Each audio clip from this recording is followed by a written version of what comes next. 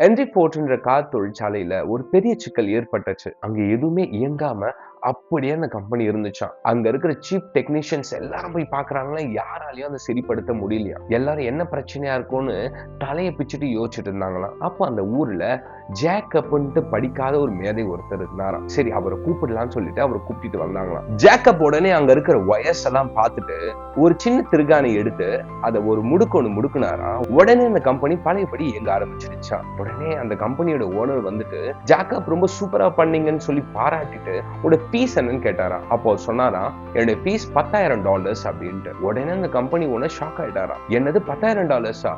நீங்க வெறும் ஒரு திருகாணி தானே திருகுனீங்க, இதுக்கு $10,000 அப்படின்னு சொல்லி கேட்டாராம். உடனே ஜேக்கப் சொன்னாராம், இல்ல சார், திருகாணி என்னமோ $1 தான். ஆனா இந்த ப்ராப்ளம் நான் உடனே சார்ட் அவுட் பண்ணல சார், இதுக்கு தான் இந்த $9,999 அப்படின்னு சொல்லி ஜேக்கப் தன்னுடைய பணத்தை வாங்கிட்டு போனாராம். இத பாக்குற நீங்க உங்க கம்பெனில கூட உங்க சீனியர் அதிகமா சம்பளம் வாங்குறாங்கன்னு யோசிக்கிறீங்களா? அது அந்த பர்சனுக்கு இல்ல, அவங்களுடைய எக்ஸ்பீரியன்ஸ்க்கு தான் அந்த சேலரி.